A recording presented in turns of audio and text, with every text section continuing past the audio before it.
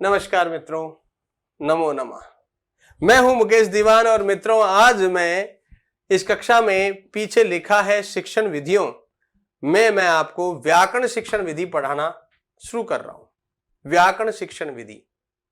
आइए मित्रों, व्याकरण शिक्षण विधि से पहले हमें यह जानना होगा कि शिक्षण विधियां क्या होती हैं। तो मित्रों आइए, सबसे पहले मैं यही टॉपिक लेके बैठा हूं कि शिक्षण विधियां क्या होती हैं और यही चीज मैं आपको समझाने का प्रयास भी करूंगा। वे विधियां जो पाठ या पाठ्य बिंदु पर के आधार पर प्रयोग में कक्ष में लाई जाती हैं। ओ भाई, ओ डट जा, ओ सुन बेरी पहले क्या कहा।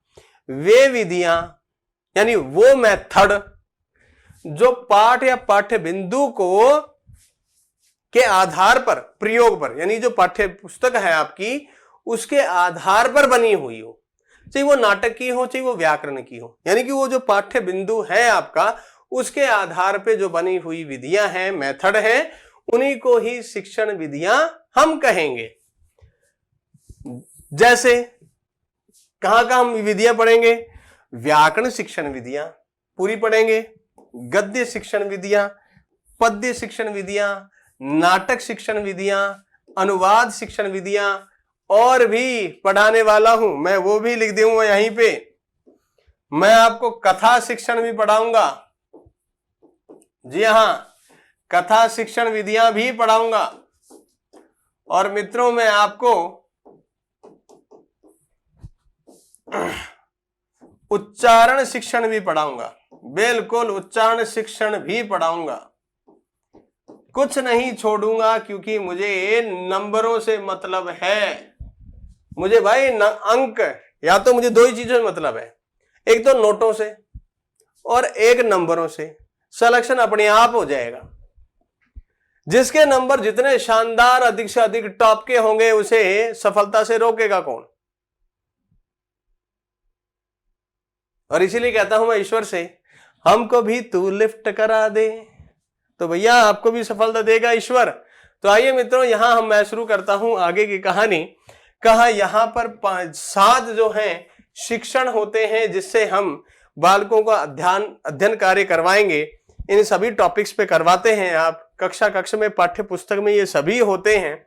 तो सबसे पहले मैं बात करूंगा व्याकरण शिक्षण की, क्योंकि व्याकरण से ही सारा शिक्षण बनेगा। तो मित्रों कहा व्याकरण शिक्षण क्या है? भैया व्याकरण शिक्षण है क्या? व्याकरण शिक्षण क्या होता है पता है? ग्रामर का नॉलेज देना। हाँ, और कोई कुछ नहीं होता है। व्याकरण शिक्षण वही होता है, ग्रामर का नॉलेज कैसे दे। तो मित्रों ध्यान रखना होगा कि संस्कृत में वाक्य को भाषा की इकाई माना गया है। पहली चीज को ध्यान कर लीजिएगा कि संस्कृत में भाषा की इकाई किसको माना गया है? वाक्य को, वर्ण को नहीं। यह किसने कहा है? यह कहा है पाणिनि मुनि ने। उन्होंने कहा कि भाषा की इकाई हमेशा वाक्य होती है। और व्याकरण का दूसरा नाम किसे कहा? कहा जी शब्दानुशासन। शब्दानुशासन व्याकरण का दूसरा नाम है। यह किसने कहा? कहा साहब ये पतंजलि मुनि ने कहा। थर्ड मुनि व्याकरण के। व्याकरण शब्द संस्कृत में किस लिंग में है? व्याकरण शब्द संस्कृत में किस लिंग में है? कहा वो नपुंसक लिंग में है। इसलिए व्याकरणम कहना पड़ेगा संस्कृत में, व्याकरण नहीं होता है, व्याकरणम। बोले क्यों कहूं नपुंसक लिंग में इसको? तो कहा व्याकरण शब्द की व्युत्पत्ति समझ। क्या समझे? कि वी उपसर्ग है इसमें, व्याकरण शब्द में, आंग उपसर्ग है, क्री धातु है, और मित्रों ल्युट प्रत्यय है। और ल्युट प्रत्यय से बना पद हमेशा नपुंसक लिंग में होता है। ये कहां पढ़ लिया था हमने? प्रत्ययों में।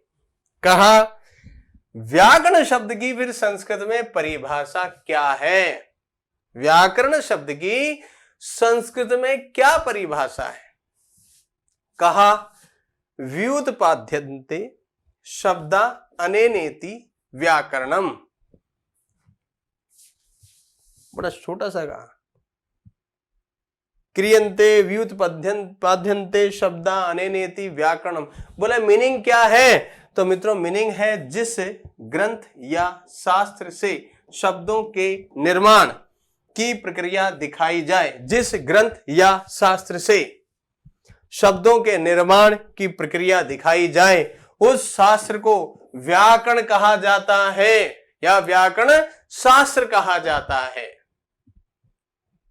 क्लियर हो गया? व्युत्पाद्यन्ते शब्दा अनेनेति व्याकरणम, ये व्याकरण शब्द की परिभाषा हुई। अब ये परिभाषा तो हो गई। अब मुझसे कोई पूछे कि व्याकरण कब से पढ़ा रहे हो आप, तो मैं कहूंगा कि मुझे पूरे 20 साल हो गए। जब मैं 12वीं क्लास से था तब से पढ़ा रहा हूं। अब प्रश्न ये है कि उससे पहले इसका उल्लेख कहां मिला? तो कहा वेदांग, वेदांग का प्रमुख अंग व्याकरण होता है। कहा सब कैसे? ओहो ऐसे भाई, प्रमुख अंग ऐसे चित्र बना दिया, ये रखा मैंने, स्टेचू बना दिया भाई, ये लो, ये जानते कौन है? ये नहीं पता? यदि खेत में खड़ा कर दूं तो बिजू का नजर आएगा, बिजू का। लेकिन यहां कौन है? ये है मिस्टर वेद पुरुष। और वेद पुरुष के क्या बना दिखाएंगे हम? वेद अंग। वेद पुरुष के क्या दिखाने वाला हूं? अंग। तो मित्रों इनके पैर को कहा गया छंद, इनके हाथों को कहा गया कल्प, मित्रों इनके कानों को कहा गया निरुक्त, इनकी आंखों को ज्योतिष, इनके नाक को कहा शिक्षा, और मुख को क्या कहा? व्याकरण कहा गया, व्याकरणम कहा। प्रमुख अंग, वेदांग का प्रमुख अंग मुख, व्याकरण को कहा गया। का वेदों में व्याकरण को वेद का मुख कहा गया। मुखम व्याकरणम स्मृतम, मुखम व्याकरणम स्मृतम। और भी कहा, क्या कहा? वेदस्य तु मुखम व्याकरणम, वेद का जो मुख कहा वो व्याकरण को कहा। आप शिक्षण कार्य करवाने वाले हैं, व्याकरण समझाने वाले हैं, इसलिए आपको सब कुछ व्याकरण के बारे में आना चाहिए।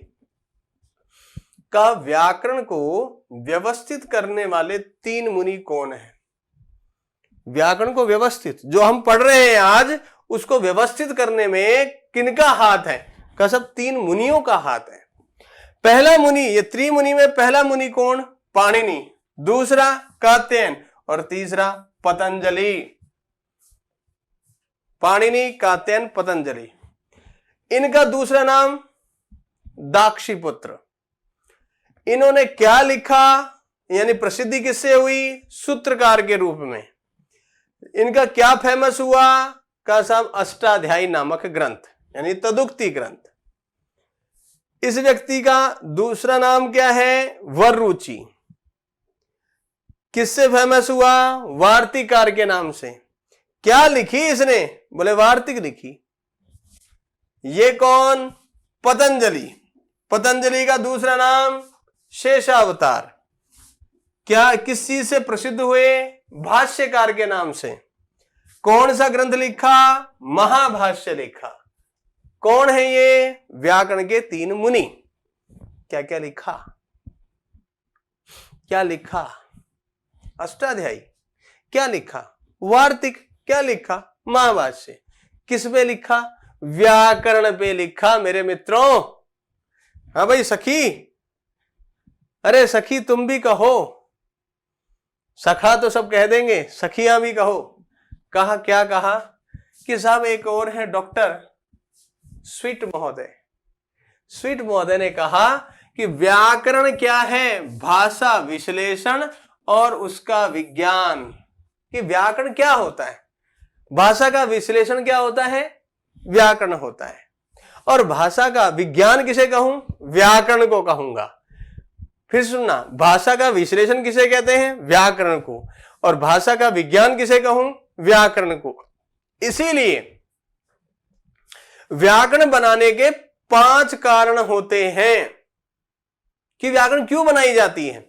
और इन 5 कारण अर्थात प्रयोजनों के विषय में कितने? 5। व्याकरण के प्रमुख 5 प्रयोजन किसने बताए? पतंजलि मुनि ने। और क्या कहा? रक्षा, ऊह, आगम, लघु और असंदेह। कि व्याकरण क्या होता है कि वैदिक ग्रंथों में जो व्याकरण रही उसके दोष और गुणों का निवारण करके वेदों की रक्षा करने का काम व्याकरण का है। रक्षा करने का काम क्या है? ग्रंथ का, व्याकरण का। और फिर उच्चारण काम भी किससे करोगे आप? व्याकरण से। और सीखोगे किससे? व्याकरण से। और कैसा होना चाहिए व्याकरण? छोटे रूप में। और व्याकरण कैसा होना चाहिए? कोई संदेह नहीं होना चाहिए। क्लियर हो गया? कहा यह व्याकरण कब से चलती आ रही है, यानी परंपरा क्या है, कब से आई है चलती हुई? तो कहा ये उस काल से शुरू हो रही है व्याकरण जिस काल में हम तो क्या, हमारे बुजुर्ग भी पैदा नहीं हुए थे। कहा कब से? बोले पहला इस सृष्टि का व्यक्ति किसे माना? कहा जी ब्रह्मा को, कि इस जगत में सबसे पहले ब्रह्मा का विशेष रहा। और ब्रह्मा ने ग्रंथ लिखे तो पहले व्याकरण लिखनी पड़ी होगी। तो ब्रह्मा के समय जो ब्रह्मा जी ने जो व्याकरण लिखी उस समय उस व्याकरण का नाम क्या था? प्रातिसाख्यम। प्रातिसाख्यम। ब्रह्मा जी ने जो ग्रामर लिखी उसका नाम था प्रातिसाख्यम, यानी व्याकरण का सबसे प्राचीन नाम प्रातिसाख्यम। और ब्रह्मा जी ने यह ज्ञान अपने पुत्र और स्टूडेंट, यानी बृहस्पति भगवान ब्रह्मा जी के पुत्र भी हैं और शिष्य भी हैं, इनको ज्ञान दिया। अब नई पीढ़ी आ गई, नई पीढ़ी आई तो नए शब्द भी आएंगे व्याकरण में। तो इनके समय व्याकरण का नाम का तंत्र। कौन सा तंत्र? का तंत्र। पंचतंत्र नहीं है, का तंत्र नाम रहा। और जब इन्होंने शिक्षा किसको दी? आर्यों के राजा और देवों के राजा इंद्र को। अब मित्रों सोचिए, एक तो ये ब्राह्मण पुत्र हैं जन्म से, इंद्र ब्राह्मण पुत्र हैं जन्म से, लेकिन कर्मों से क्षत्रिय हैं। तो ऐसी स्थिति में क्षत्रिय जो राजा होता है उसे प्रजा की भाषा भी आनी चाहिए और विद्वानों की भी। तो ऐसी स्थिति में इंद्र को व्याकरण वैदिक भी आती थी और लौकिक भी, इसीलिए इन्हें प्रथम व्याकरणी कहा गया, प्रयोग करने वाला। और इनके समय व्याकरण का नाम क्या पड़ा? अव्याकृत, जो कि आपकी भाषा संसर्ग विधि के नाम से कहलाती है। जी हां मित्रों, ये राजा थे, इसलिए ये राजा के शिष्य नहीं हो सकते, तो मित्र हो सकते हैं। सप्तऋषि इंद्र के मित्र। सप्तऋषियों को इंद्र ने सप्तऋषियों को यह ज्ञान दिया, और ज्ञान दिया तो सप्तऋषियों के समय संस्कृत का व्याकरण का नाम क्या हुआ? व्याकृत। व्याकृत नाम पड़ा। और सप्तऋषियों ने अपने शिष्य भरद्वाज, हाँ मित्रों भरद्वाज, भरद्वाज का पुत्र भारद्वाज, भारद्वाज का पुत्र द्रोणाचार्य और द्रोणाचार्य का पुत्र अश्वत्थामा। क्लियर हो गया? तो भरद्वाज को इन्होंने ज्ञान दिया। तो भरद्वाज के समय नाम क्या आया? व्याकरणम। यानी कि व्याकरण जो नाम आया वो भरद्वाज के समय में आया। यानी इन्होंने जो व्याकरण को लिखा, फिर से सबने पुनः पुनः बार बार लिखा है, क्योंकि समय के अनुसार सबने उसमें नए शब्द जोड़े, सरलार्थ किया। इनके बाद पाणिनि जी के गुरु उपवर्ष या वर्षाचार्य, उन्होंने सीखा। तो पाणिनि जो मुनि हैं, पाणिनि मुनि ने व्याकरण शब्द का शब्द का प्रथम प्रयोग किया। प्रथम प्रयोग यानी प्रथम प्रयोग व्याकरण शब्द का करने वाला कौन था? पाणिनि मुनि। और इसी व्याकरण को, यानी कि जो व्याकरण था, इसी को ही शब्दानुशासन किसने कहा? शब्दानुशासन का शब्दानुशासन पतंजलि ने कहा। पतंजलि ने इसी व्याकरण को क्या कहा? शब्दानुशासन कहा। यानी कि आज की तारीख में जो हम व्याकरण पढ़ रहे हैं वो पतंजलि के अकॉर्डिंग चल रहा है। शब्दों का अनुशासन जहां हो, व्युत्पाद्यन्ते शब्दा अनेनेति।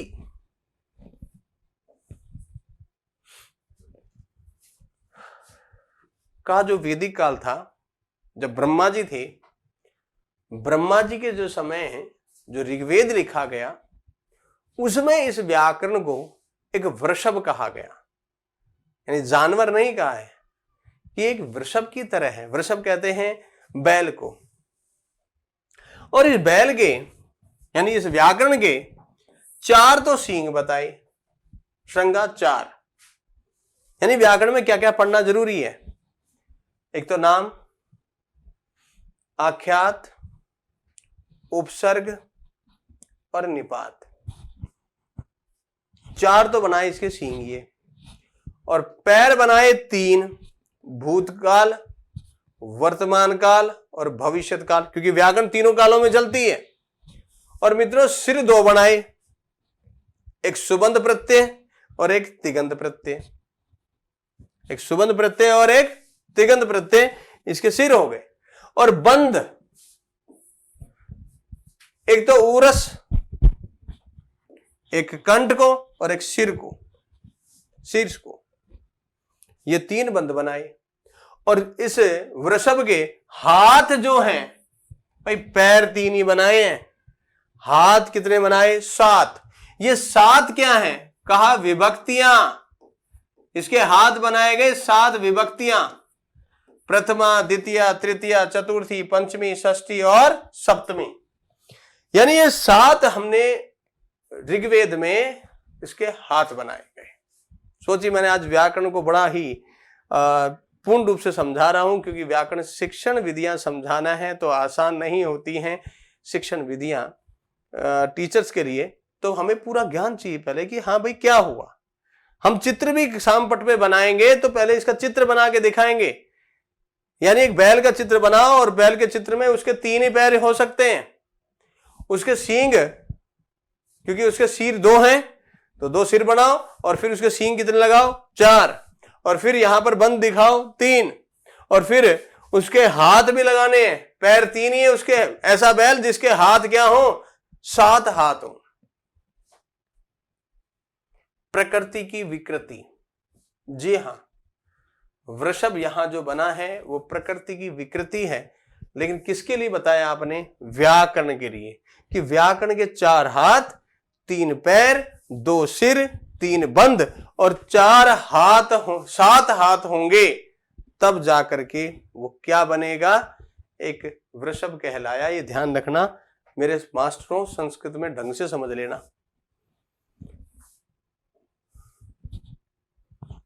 लक्ष्य लक्षणे व्याकरणम, बड़ी तगड़ी बात कही।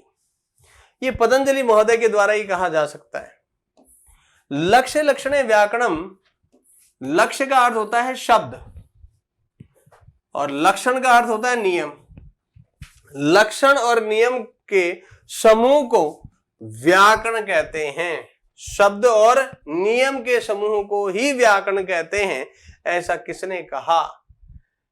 पतंजलि महोदय ने। लक्ष्य लक्षणे व्याकरणम, ये किसने कहा? लक्ष्य का अर्थ होता है शब्द और लक्षण का अर्थ होता है नियम। क्लियर?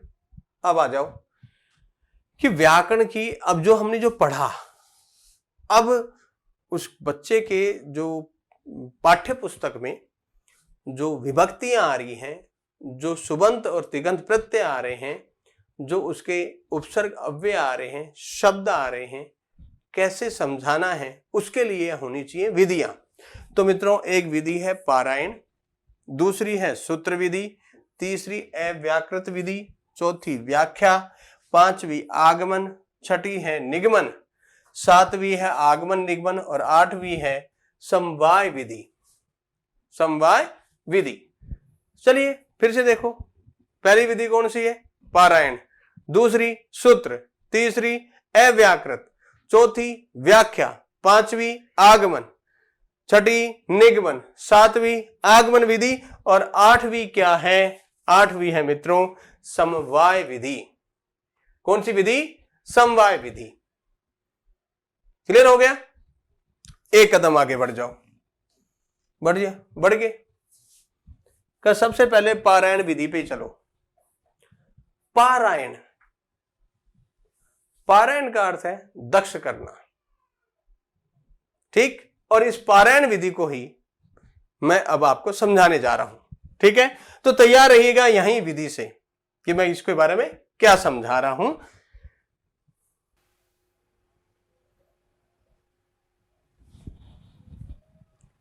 क्या कहा पारायण विधि में? क्या कहा मित्रों? पारायण विधि में पारायण कहते किसको है? पारायण कहते हैं दक्ष बनाना, बच्चे को परफेक्ट बनाना। बच्चे को जब परफेक्ट बनाया जाता है व्याकरण में, तो प्राचीन काल में कैसे बनाया जाता था और किस विषय में बनाया जाता था? तो मित्रों, संस्कृत एक तो शिक्षण में, दूसरा दर्शन शास्त्र में और तीसरा है वैदिक साहित्य में। पारायण जो विधि है, ये पारायण विधि संस्कृत शिक्षण में व्याकरण की विशेष विधि है, व्याकरण शिक्षण की। वैदिक अर्थात साहित्य में, दर्शन है और वैदिक साहित्य है, उसमें भी इस विधि का प्रयोग होता है। क्या होता है इस विधि में? का एक शब्द या एक वाक्य, एक शब्द या एक वाक्य को अधिकतम 5 बार आवृत्त कर कंठस्थीकरण के को ही पारायण कहते हैं। इस विधि में होता क्या है, हम बालक को मान लीजिए शब्दरूप पढ़ा रहे हैं, शब्दरूप पढ़ा रहे हैं, तो राम शब्द है, उसको हम कक्ष में 2 बार तो क्या करना होगा अध्यापक को? आदर्श वाचन। जी हां, 2 बार आदर्श वाचन करना होगा। और फिर बालक को से 1 बार अनुकरण करवाओ, एक बालक से या 4-5 बालकों से। और फिर क्या करना होगा? संवेद वाचन पूरे के पूरे बालकों से करवाओ। हो गए 5 बार। दूसरा कहा कि अध्यापक को ही 5 बार उच्चारण करना होगा। तीसरा, बालक 5 बार उच्चारण करेगा अधिकतम। यदि एक बार में उसे याद हो गया तो ठीक है, नहीं तो दूसरी बार करवाना है उस शब्द को याद, तीसरी बार करवाओ, चौथी बार करवाओ, 5वीं बार करवाओ। तो कहा इस विधि में शब्दों को, वाक्यों को, मंत्रों को याद करवाया जाता है कंठस्थीकरण। इस विधि में कंठस्थीकरण पर अधिक बल दिया जाता है, कंठस्थीकरण पर अधिक बल दिया जाता है। सिद्धांत क्या है भाई? सिद्धांत इसमें लागू होता है, देखिएगा, इसको मैं सीधा लिखता हूं, एकता। एकता लिखोगे या सक्रियता? सक्रियता।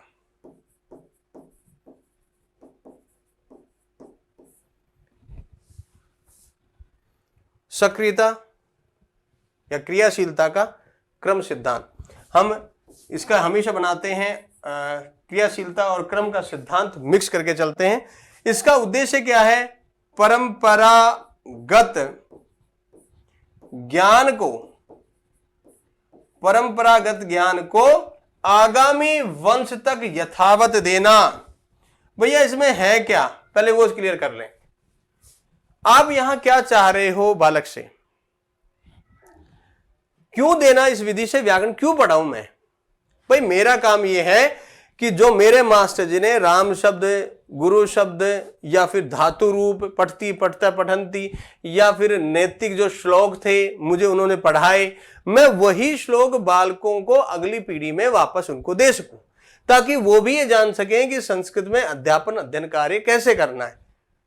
परंपरागत ज्ञान को आगामी वंश तक। अध्यापक का अगला वंश उसका स्टूडेंट होता है, उसका पुत्र नहीं होता है, ध्यान रखना। अध्यापक का उसका अगला वंश उसका स्टूडेंट होता है, सोचिए, एक बड़ी विडम्ब स्थिति है हमारे सामने कि इस समय जो अध्यापक हैं वो जिस स्कूल में पढ़ाते हैं उस स्कूल में अपने पुत्र को नहीं पढ़ाते। कारण या तो मेरे हिसाब से उन्हें पढ़ाना नहीं आता, या फिर उस स्कूल को वो अधम स्कूल समझते हैं। प्राचीन काल में इस विधि का प्रयोग करते समय गुरु अपने पुत्र को भी उसी क्लास में लेके बैठता था, बैठ पढ़।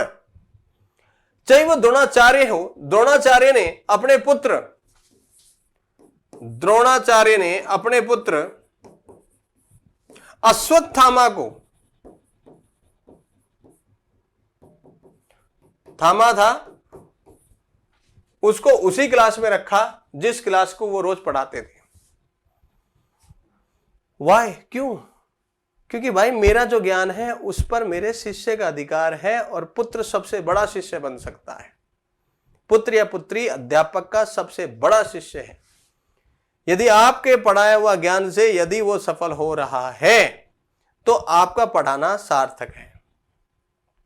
इसलिए आज के तारीख में वर्तमान में जितने भी अध्यापक हैं वो अपने पुत्र पुत्रियों पर अपने ज्ञान को पढ़ाते हैं, बेशक घर पे पढ़ाते हो, लेकिन मेरा कहना है कि सरकारी अध्यापक बन रहे हो तो अपने पुत्र पुत्री को उसी स्कूल में पढ़ाओ जिसमें आप पढ़ा रहे हो। भैया 8वीं तक तो पढ़ाओ, यदि 8वीं तक के स्कूल में हो आप, 10वीं तक में 10वीं तो पढ़ाओ, क्योंकि आप जैसा टैलेंट और कहां मिलेगा टीचर। ध्यान रखिएगा।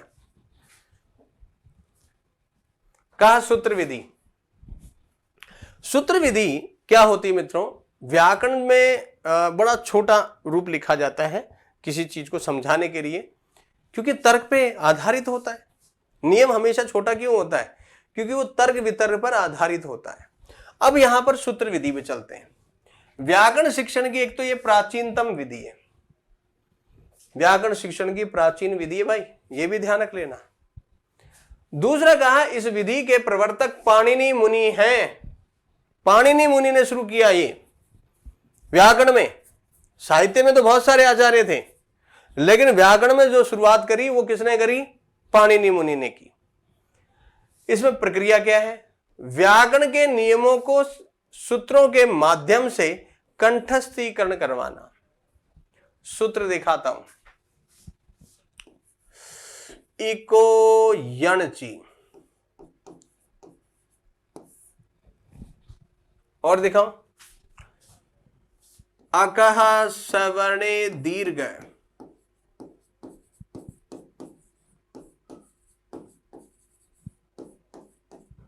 आद गुणे, मैं स्वर संधि के उदाहरण ले रहा हूं। इसी प्रकार व्यंजन के लूं। मो अनुस्वारा,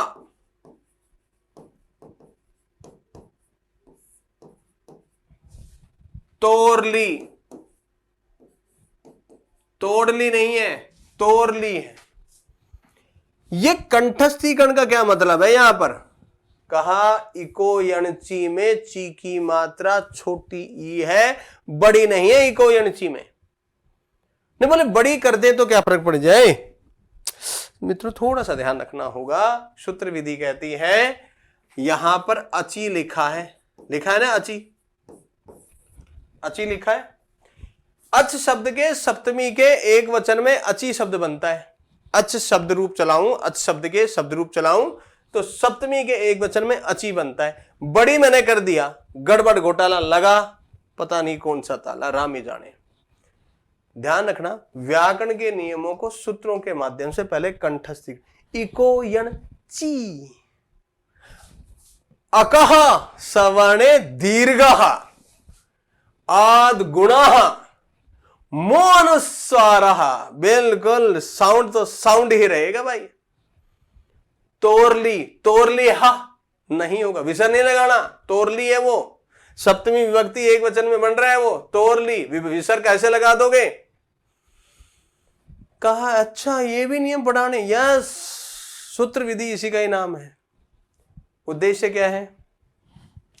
घटे समुद्र पूर्णम, घड़े में समुद्र भर देना। ये छोटा सा जो नियम है, जो लग रहा है 4-5 वर्णों का, इसका यदि खुलासा करूं तो कहा इक स्थाने यण शाद अची परे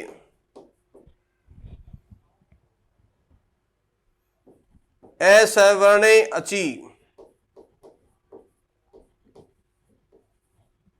अची परे। बताओ, इतनी बड़ी रामायण को एक छोटी सी शब्द में लिख दिया है, तो इसे क्या कहूं? घड़े में सागर भर देना। कौन सा शिक्षण सूत्र इस पे प्रयोग होगा?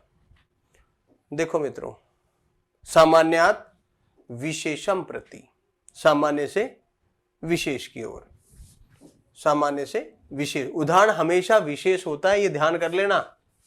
सूत्र हमेशा ही सामान्य होता है, छोटा होता है।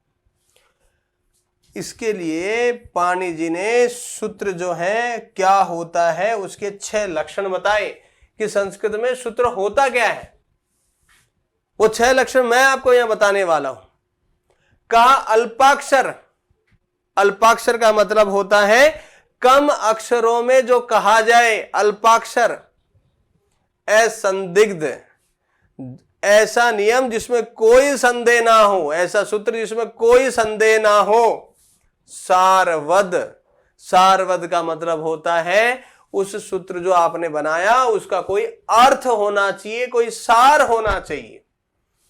विश्वतोमुखम, विश्व के किसी कोने में चले जाना, वो सूत्र जैसा है वैसा ही रहेगा। कहा ऐसा क्यों कहा पाणिनि जी महोदय ने? कहा आप यदि चाइना चले जाएं और आप इसको यूं पढ़ना चाहें तो नहीं पढ़ सकते जी, नहीं, क्योंकि एकाक्षरी वर्ण होते हैं वहां चाइना में। तो क्या आप यूं पढ़ेंगे ई क या न ची? नो, तो ये तो भैया इको यणची ही बोलेगा, वो भी पूरा एक साथ में। क अस्तो भैनम, आप इसे समाप्त करने की कोशिश नहीं कर सकते। और अनवदम, इसको नष्ट नहीं कर सकते। क्यों? क्यों नहीं कर सकते? विश्व की 97% भाषाएं जो हैं उनमें इस पाणिनि मुनि द्वारा लिखे गई जो सूत्र हैं इनके अकॉर्डिंग ही चल रही हैं।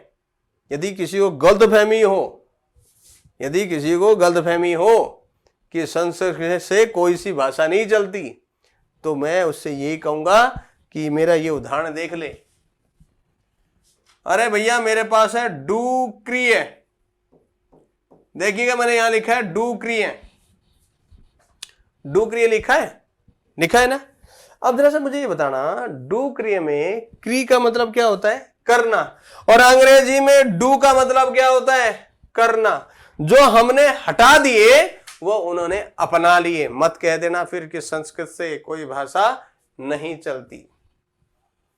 विश्व की 97% भाषाएं 3% तो बोलते नहीं है, तो गूंगे हैं या संकेत से ही बातें करते हैं। आगे समझ में? तो कहा इसके 5 लक्षण हैं। सूत्र किसे कहूं?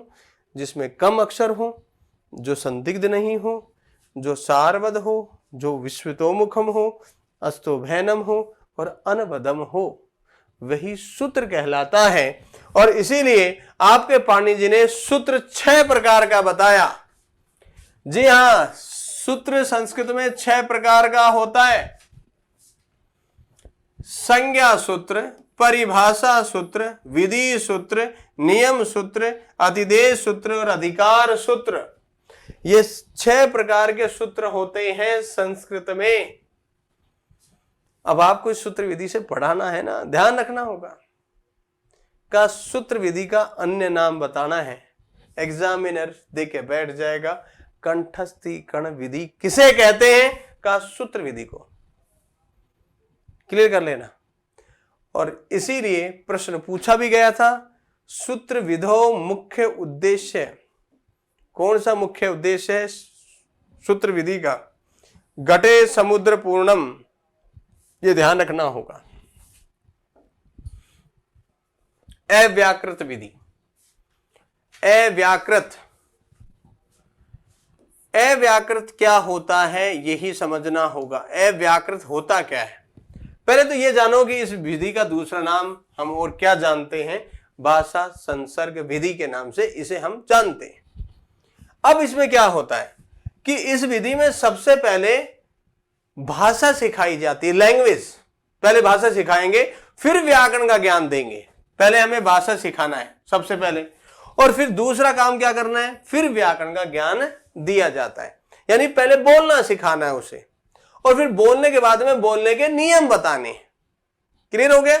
तो इसमें यही काम होता है। इसमें सबसे ज्यादा किस पे बल दिया जाता है? अभ्यास पर। अभ्यास पर बल दिया जाता है सर्वाधिक।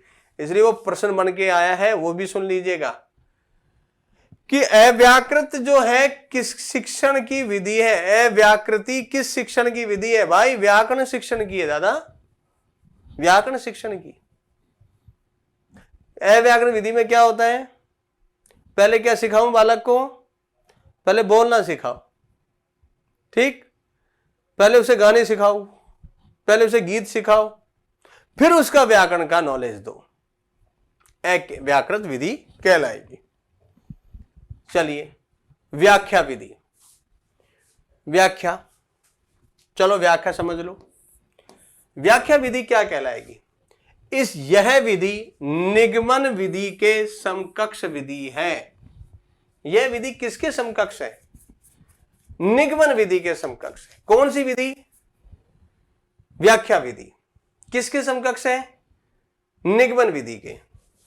प्रक्रिया, इस विधि में सूत्रों एवं श्लोकों में आए कठिन शब्दों, किसमें? सूत्रों में या श्लोकों में कठिन शब्द जो आए पर चर्चा करते हुए, पहले अध्यापक बच्चों के साथ क्या करेगा?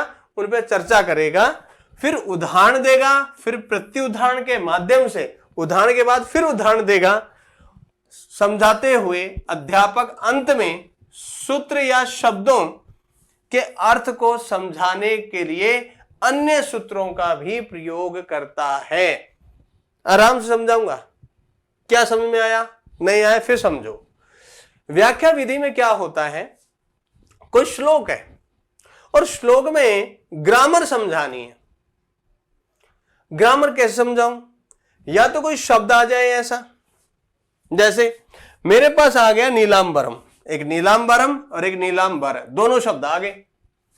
अब एक का मुझे अर्थ बताना है नीला आकाश और दूसरे का मुझे बताना है नीले वस्त्र। अब इसको समझाने के लिए पहले तो मुझे इन दोनों पर चर्चा करनी होगी कि एक में विसर्ग है, एक में मैं है।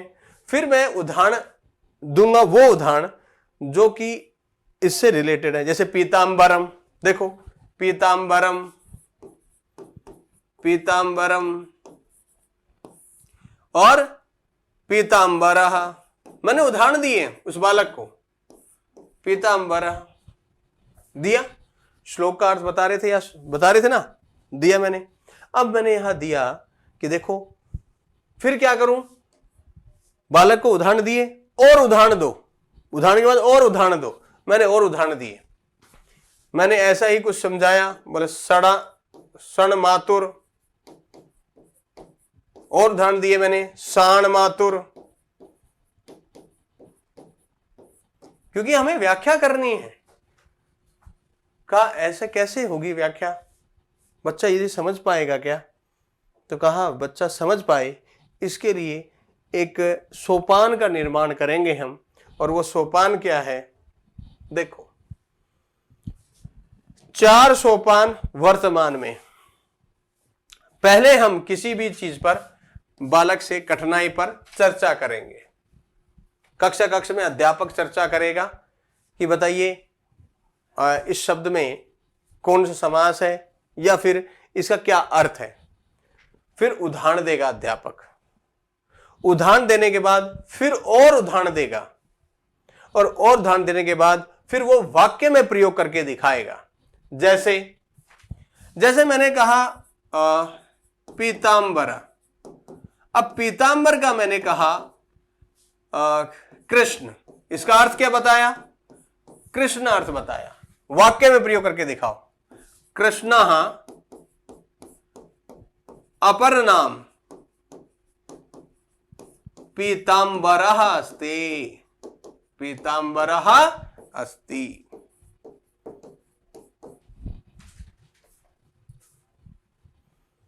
पीले वस्त्रों वाला, नीली छतरी वाला कौन? कन्हैया, कृष्ण। कहा ये जो चर्चा आपने करी, पहले चर्चा, फिर उदाहरण, फिर प्रति उदाहरण और फिर वाक्य आधार, लेकिन इससे पहले यहां भी आ जाओ। एग्जामिनर आपसे पूछता है कि हमारे जो पतंजलि महोदय हैं उन्होंने इस व्याख्या विधि के कितने सोपान बताए, तो बता देना 6। उन्होंने कहा कठिन शब्द का पहले पदच्छेद करो, यानी उसको 2 टुकड़ों में या 3 टुकड़ों में बांट दो। जो शब्द है, चाहे वो सामासिक शब्द हो, चाहे वो किसी और से संधि शब्द हो, तोड़ो उसे।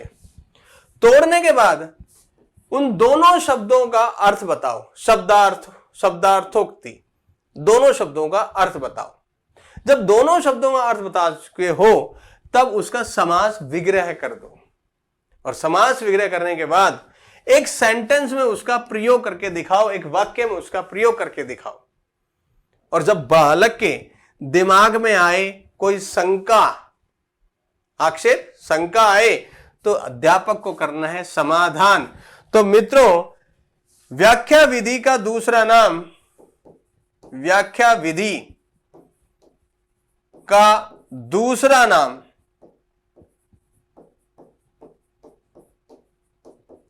शंका समाधान विधि भी है। शंका समाधान विधि भी है। समाधान विधि, जी हां, इसी विधि का नाम है शंका समाधान विधि, भी इसी विधि का नाम है। आगमन विधि, आगमन, वेलकम, आगमन, उदाहरण। पहले बालक को उदाहरण देना होगा। कहा यह व्याकरण की शिक्षण की विधि है। हम पढ़ भी व्याकरण शिक्षण ही रहे हैं। हम पढ़ भी क्या रहे हैं? व्याकरण शिक्षण ही रहे हैं। कहा यह प्राथमिक कक्षाओं की व्याकरण शिक्षण की सर्वश्रेष्ठ या श्रेष्ठ विधि है। कौन सी विधि है? व्याकरण शिक्षण की यह विधि है। इस विधि में सर्वप्रथम, इस विधि में सर्वप्रथम किसका प्रयोग होगा? इस विधि में सर्वप्रथम उदाहरण प्रस्तुत किए जाते हैं। कहां? किस विधि में? किस विधि में क्या उदाहरण प्रस्तुत किए जाएंगे? आगमन विधि से उदाहरण प्रस्तुत करेंगे और उसके बाद उदाहरणों के माध्यम से नियमों के अन्वेषण की ओर छात्र को प्रोत्साहित किया जाएगा। पहले हम उदाहरण प्रस्तुत करेंगे। कहां? ये लो। कौन सा उदाहरण दूं? लो साहब, मैंने दिया दैत्यारी। पहले उदाहरण दिया मैंने, फिर उदाहरण को मैंने तोड़ा, दैत्य धन अरि, और उदाहरण को तोड़ करके फिर मैंने समझाया ए धन ए बराबर आ तो क्या बना? दैत्या री, क्या बनाया? दैत्यारी। और फिर मैंने ये बताया कि इसमें कौन सी संधि हुई? बोले जी दीर्घ। क्या हो गई? दीर्घ संधि हो गई इसमें। का इस विधि के मित्रों 4 सोपान है। किसके? आगमन विधि के 4 सोपान हैं। पहला है उदाहरण प्रस्तुत करो।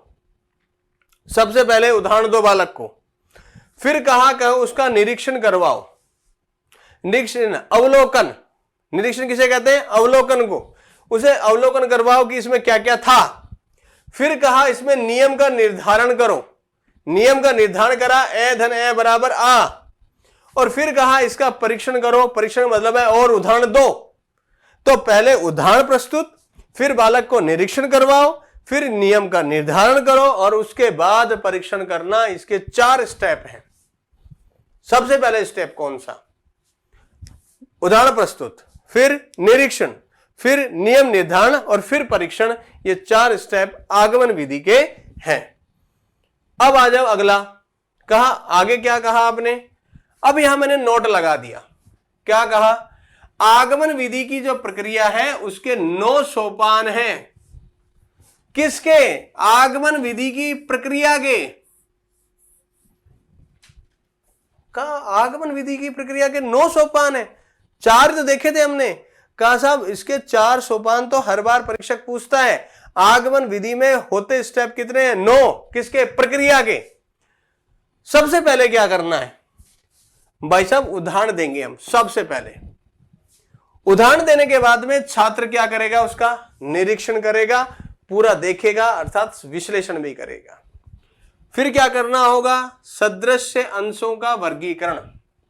समान जो टुकड़े हैं उनको वर्गीकरण करवाओगे। जैसे मैंने क्या करवाया था भाई, मैंने यहां दैत्यारी बनाया था। दैत्यारी उदाहरण प्रस्तुत कर दिया। अब बालक ने इस उदाहरण को देखा, दूसरा स्टेप। तीसरा क्या किया? अब इसका मैंने वर्गीकरण कर दिया। दैत्य धन अरि कर दिया मैंने वर्गीकरण अंशों का। अब इसमें नियम बताना है। नियम कैसे बताओगे? कि ए और यहां भी ए, दोनों तरफ ए, और कहा नियम परिशीलन।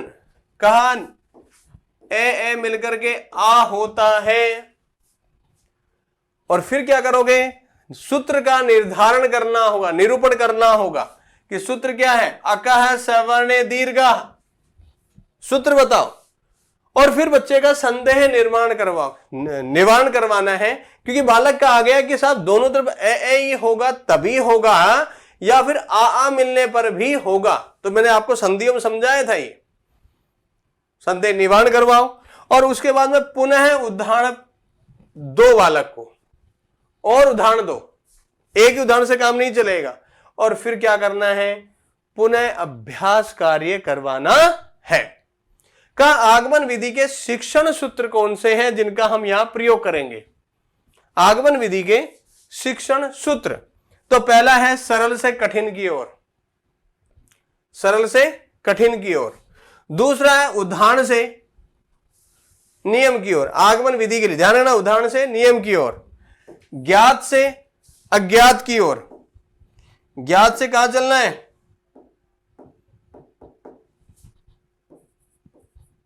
ज्ञात से अज्ञात के प्रति। और विश्लेषण से संश्लेषण के प्रति यहां कार्य होगा। आगमन विधि की प्रमुख शिक्षण सूत्र क्या है? आगमन विधि का प्रमुख शिक्षण सूत्र क्या है? भाई 4 तो आपने बता दिए, लेकिन 4 में कौन सा है सबसे ज्यादा? उदाहरण से नियम की ओर। ध्यान रखना 9 सोपान प्रक्रिया के, आगमन प्रक्रिया के 9 सोपान होते हैं। चरण यानी सोपान केवल 4 ही होते हैं। कहा ऐसी ही स्थितियों में तो आगे बढ़ेंगे। क्या हुआ? कहा बड़ा अजीब स्थिति होगी, है ना? तो मित्रों ऐसी स्थिति में हमने यहां पर क्या किया? यहां हमने आगमन का प्रमुख विधि का सूत्र जो है शिक्षण सूत्र, उदाहरण से नियम की ओर है। अब मित्रों आगे की ओर बढ़े तो कहा कुछ प्रश्न खड़े हो गए। कुछ प्रश्न हैं आगमन विधि को लेकर के ही है। चलिए क्या कहा? कहा उदाहरण प्रस्तावना, निरीक्षण, नियम निर्धारण, परीक्षण, ये जो है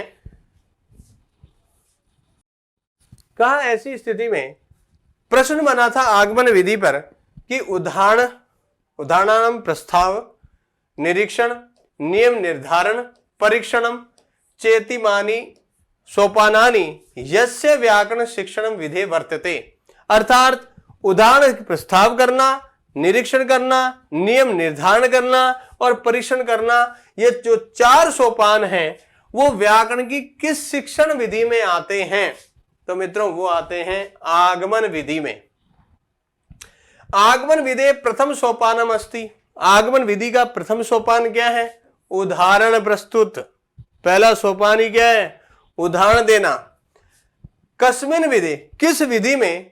उदाहरणे नियमम प्रति, उदाहरण से नियम की ओर शिक्षण सूत्र से अनुकरण क्रियते, शिक्षण सूत्र का अनुकरण किया जाता है। आगमन विधि में ही होता है भाई ये भी। और अगला प्रश्न है उदाहरणानि प्रस्तुति है ततो नियम निर्धारणम नाम भवति। उदाहरण प्रस्तुत करके नियमों की ओर जाना किस विधि में आता है? आगमन विधि में ही। तो ये विधियों का ध्यान रखना, आगमन विधि को मैंने उदाहरणों के साथ और समझा दिया है आपको। ठीक है, आगे बढ़ जाओ। निगमन विधि होनी चाहिए ना।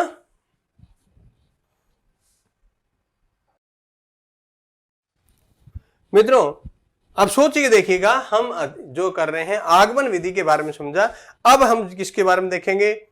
निगमन विधि में। निगमन विधि क्या है मित्रों? निगमन विधि का मतलब होता है, क्या होता है निगमन विधि का? रूल्स।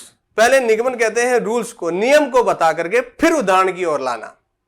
तो मित्रों इस विधि को का प्रयोग कहां करूं मैं? व्याकरण में। व्याकरण शिक्षण को पढ़ाते समय, व्याकरण शिक्षण को पढ़ाते समय पहले नियमों का प्रयोग हो और फिर उदाहरण का निगमन विधि कहलाती है। यह उच्च माध्यमिक स्तर पर ही उपयोगी है, यानी छोटी क्लास के बच्चों के लिए यह विधि व्याकरण की उपयोगी नहीं है, क्योंकि बालकों को संस्कृत में नियम नहीं आते। तो यह बड़ी कक्षाओं की यह श्रेष्ठ विधि है। क्लियर हो गया?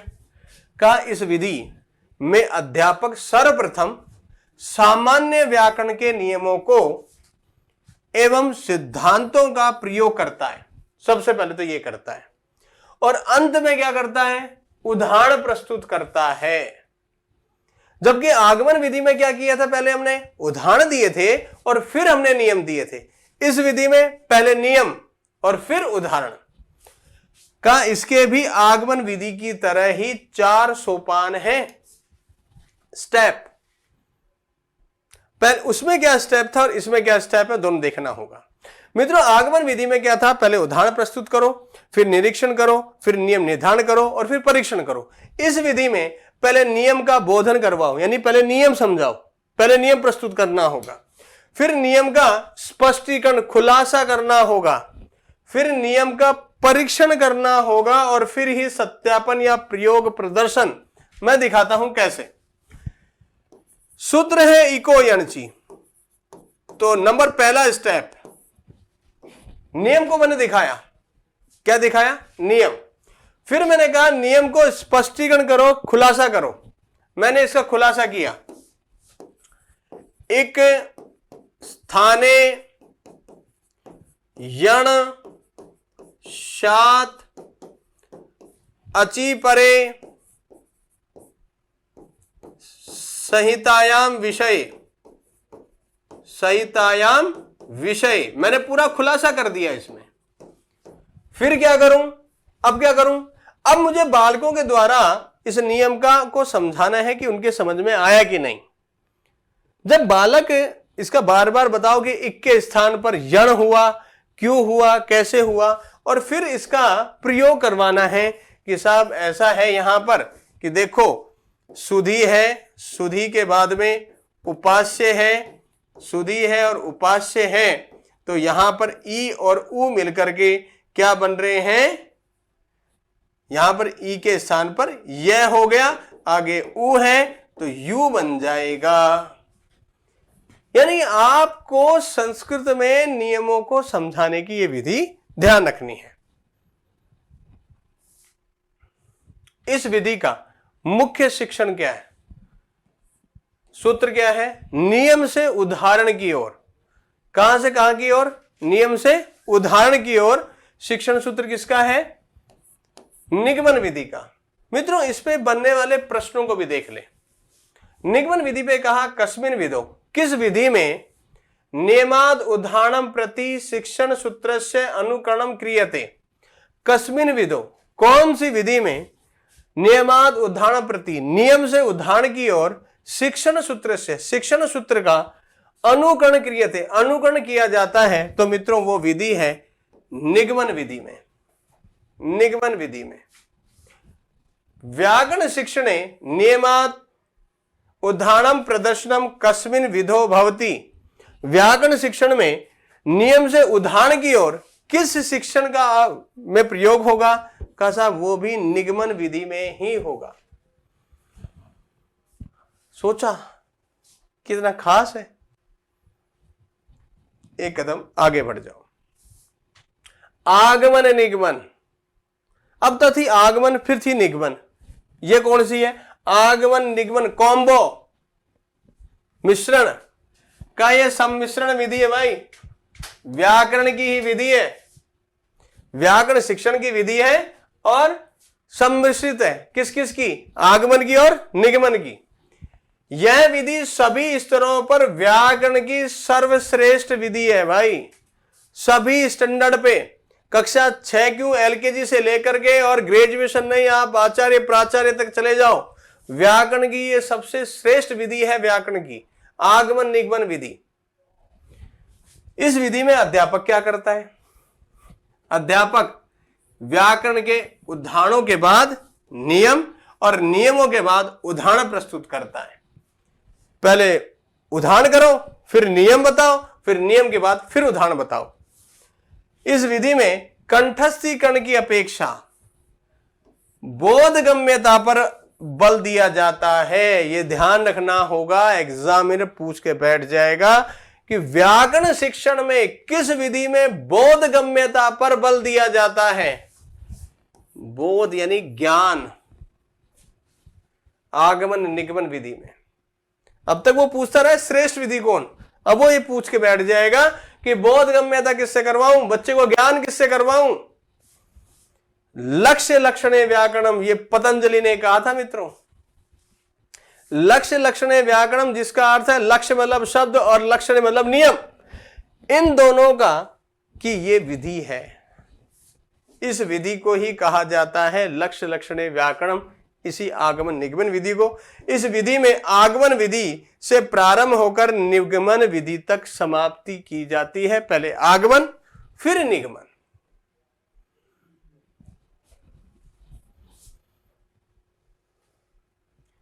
का आगमन निगमन विधि में आने वाले प्रश्न, भाई प्रश्न में देखो क्या प्रश्न पूछा गया। अयम विधि व्याकरण शिक्षण से सम्मिश्रण विधि रस्ती, आगमन निगमन विधि पर जो विधि है उस पर कि यह विधि व्याकरण शिक्षण की सम्मिश्रण विधि है। कौन सी, आगमन निगमन विधि सम्मिश्रित थी। और सोचो, नवीन शिक्षण पद्धतियां, नवीन शिक्षण पद्धतियों में व्याकरण शिक्षण से व्याकरण शिक्षण की सर्वाधिक रुचिकरो विधि मन्यते, रुचिकर विधि है। क्लियर कीजिएगा, नवीन शिक्षण पद्धतियों में व्याकरण शिक्षण की सर्वाधिक रुचिकर विधि कौन सी है, कहां साहब, आगमन निगमन विधि है।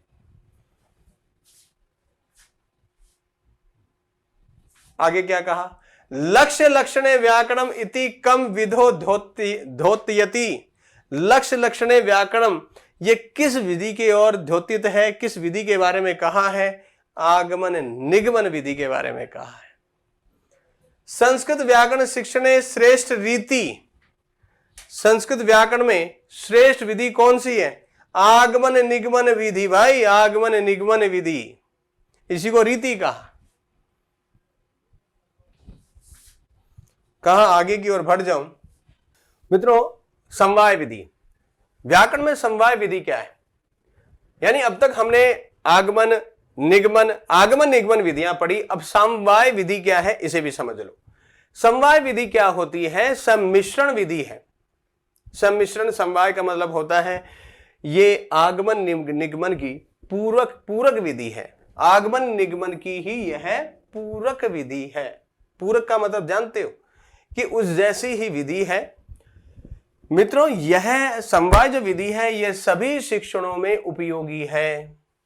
दूसरी बात, अब इसमें होता क्या है, व्याकरण की विधि है का, इसमें होता क्या है, पाठगत हम जब पढ़ा रहे होंगे तो पाठ में आए हुए जो प्रसंग आ जाए, मान लो आप साहित्य पढ़ा रहे थे, अब साहित्य में श्लोक पढ़ा रहे थे और श्लोक को पढ़ाते पढ़ाते उसमें कोई ऐसा शब्द आ गया जो कि व्याकरण का था, तो उसे आप इस विधि से पढ़ाएंगे, प्रसंग में व्याकरण का ज्ञान दिया जाएगा।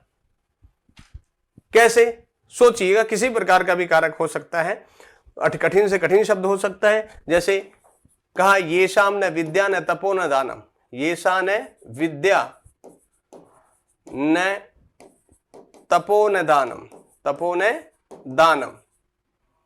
दानम। अब यहां पर कहा 1 2 3, 4, ये सारे क्या हैं साहब? ये सब कारक हैं। तो आपने कारक का नॉलेज यहां पर प्रसंग में ही दे दिया श्लोक को पढ़ाते पढ़ाते। तो यहां पर कहा कि यह समवाय विधि के अकॉर्डिंग आप बता रहे हो।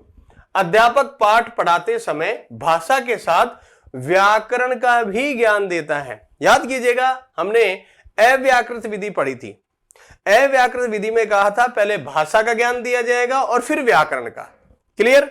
ये विधि भी कुछ ऐसी ही है, ये कहती है कि इसमें आपको प्रॉपर व्याकरण ज्ञान नहीं देना है, अपितु प्रसंग यदि आ रहा हो कि कोई कठिन शब्द हो जिसका उच्चारण बालक नहीं कर पा रहा हो, तो उसका संधि विच्छेद करवा करके आप उसे समझा सकते हैं।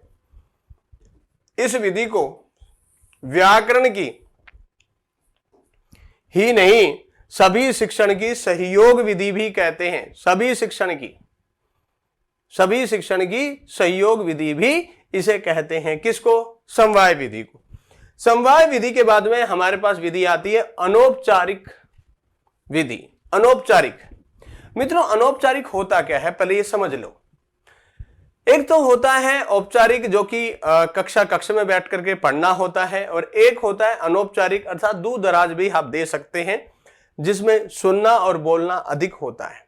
लेकिन मित्रों, इसमें विशेष रूप से क्या होता है याद रखिएगा, यह संभाषण और संभाषण शिविरों के लिए व्याकरण ज्ञान के लिए विधि है। कौन सी विधि? अनौपचारिक विधि। किसके लिए है? हम संस्कृत में बालक को संभाषण करवाना सिखा रहे हैं, लिखित रूप में भी और मौखिक रूप में भी। अब अनौपचारिक हमेशा ध्यान रखो लिखित रूप में नहीं हो सकता, हमेशा किसमें होगा? श्रवण कौशल और भाषण कौशल दो का ही विकास होता है अनौपचारिक में, यानी बोल करके समझाना होगा और बालक बोल के ही समझेगा। अब यहां पर जैसे कि मैंने बालक को समझाया कि भैया ये रहा क्या है? से का मिलान किससे करूं, क्यों करूं?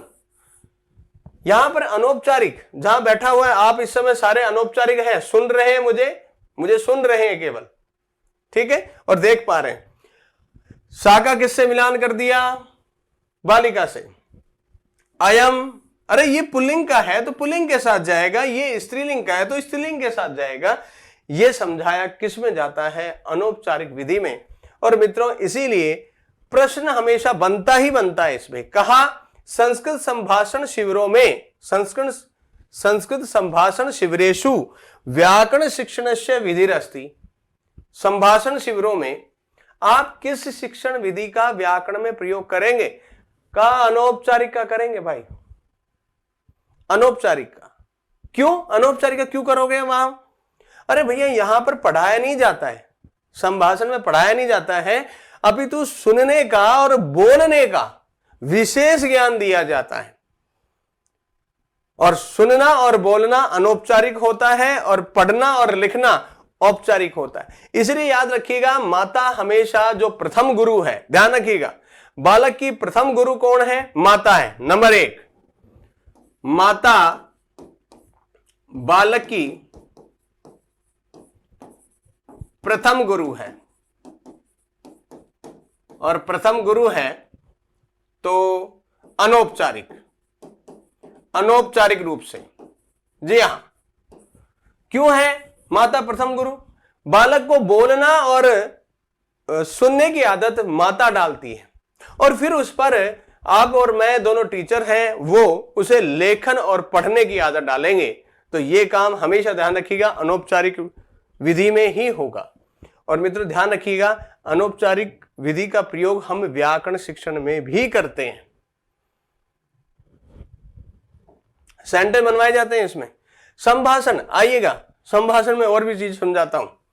कहा साहब संभाषण योग्यता विकास सहायक विधिरस्ति। संभाषण योग्यता के विकास में सहायक विधि बताना। अब सुन लेना, संभाषण शिविरों की विधि तो व्याकरण की, संभाषण शिविरों में व्याकरण की विधि तो अनौपचारिक हो गई, लेकिन प्रश्न यहां पर है कि संभाषण योग्यता विकास में सहायक विधि कौन सी हो सकती है? तो मैंने अभी बात कही थी आपसे अव्याकृत विधि की। अव्याकृत विधि या भाषा संसर्ग विधि। क्यों? क्योंकि मित्रों याद रखिएगा, संभाषण करवाते समय पहले हमें बालक को भाषा सिखानी होती है इस विधि में, और फिर उसे व्याकरण का ज्ञान देना होता है। व्याकरण पाठ योजना या प्रमुख सोपानानि कति। व्याकरण पाठ योजना में मुख्यतः कितने सोपान होते हैं? व्याकरण पाठ योजना के मुख्य कितने होते हैं? भाई प्रस्तुतिकरण है उसका, व्याकरण का मुख्य सोपान प्रस्तुतिकरण है, लेकिन कितने हैं? प्रस्तुतिकरण करो, सामान्यीकरण करना है, नियमीकरण और प्रयोग और अभ्यास। और व्याकरण शिक्षण का उद्देश्य भी यही है। क्या बालक का क्या करवाना है? अध्यापक का तो है अच्छी तरह से प्रस्तुतिकरण करना, और आपका बालक क्या करेगा? अभ्यास और प्रयोग। यानी इसका मुख्य उद्देश्य अभ्यास और प्रयोग है। किसका? व्याकरण शिक्षण का मुख्य उद्देश्य प्रयोग और अभ्यास करवाना है बालक को। लेकिन प्रमुख बिंदु, पाठ योजना का प्रमुख बिंदु कौन सा होगा? प्रस्तुतिकरण। और इसीलिए 4 सोपान किसके हैं? मुख्यतः सोपान व्याकरण पाठ योजना के।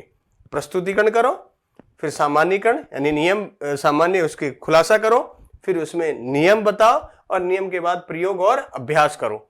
मैंने पाठ योजना में, जो पाठ योजना की क्लासेज हैं, उनमें आपको यह सिखाया है कि पाठ योजना कैसे बनाई जाती है, क्योंकि एग्जामिनर प्रश्न पूछने में पीछे नहीं हटता। कहा व्याकरण पाठ योजना का प्रमुख सोपान, व्याकरण पाठ योजनायाः प्रमुख सोपानम अस्ति। क्लियर है? प्रमुख सोपान प्रस्तुतिकरण और व्याकरण शिक्षण से आधुनिक अनौपचारिक विधि। लो साहब, एग्जामिनर तो पट्टा मारेगा। क्या कहा? व्याकरण शिक्षण की आधुनिक अनौपचारिक विधि बताओ। अनौपचारिक व्याकरण शिक्षण की कहा? समवाय विधि, सहयोग विधि है ना। प्रसंग आ रहा है तो व्याकरण पढ़ा रहे हो। समवाय विधि में क्या किया था? यदि गद्य में, पद्य में, किसी में भी क्या आ रहा हो? व्याकरण आ रहा हो बीच में, तो उसको समझाना ही क्या है? समवाय है। तो मित्रों यहां पर समवाय विधि को आधुनिक अनौपचारिक, और कहा व्याकरण शिक्षण से परंपरागत, ध्यान रखिए यहां आधुनिक बताया है, और परंपरागत अनौपचारिक विधि बताओ। परंपरागत अनौपचारिक का सब परंपरागत जो प्राचीन काल से चली आई अव्याकृत विधि। ध्यान रखना आधुनिक कौन सी है और परंपरागत कौन सी है, क्योंकि एग्जामिनर प्रश्न पूछते हुए पीछे नहीं हटेगा।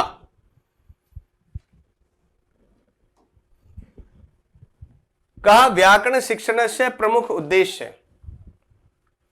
व्याकरण शिक्षण का प्रमुख उद्देश्य क्या होता है? मित्रों व्याकरण शिक्षण का सबसे बड़ा उद्देश्य है भाषा पे कमांड करवाना, भाषा का ज्ञान करवाना, प्रमुख उद्देश्य। और मित्रों व्याकरण शिक्षण से पाठ योजनाया प्रमुख बिंदु, व्याकरण शिक्षण से पाठ योजनाया प्रमुख बिंदु। मित्रों यदि सबसे पहला तो आएगा क्या रहेगा? प्रस्तुतिकरण ही रहेगा। लेकिन एग्जामिनर ने प्रस्तुतिकरण नहीं दे रखा, तो मैंने आपको भी समझाया था प्रयोग या अभ्यास, 4 ही तो है इसके सोपान। पहला है प्रस्तुतिकरण करना, क्लियर? फिर क्या करोगे? उसका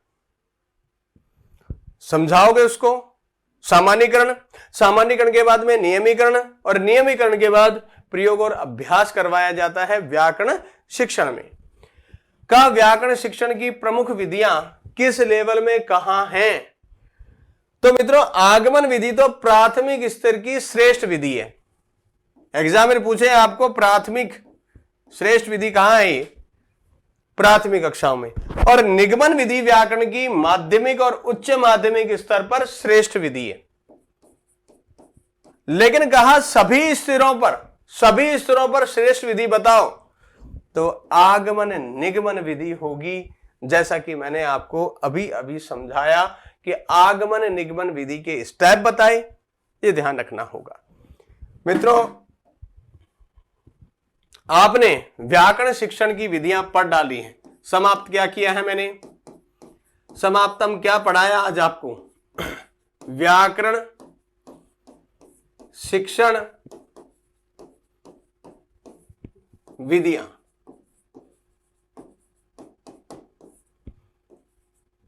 क्लियर है? हमने पढ़ाया ये, तो ध्यान रखो, ये आपकी विधियां यहां पर कंप्लीट हुई। कौन सी वाली? व्याकरण शिक्षण की। तो मित्रों अब हम चलेंगे अगले शिक्षण की ओर, तो आप तैयार हो जाएं। नमस्कार।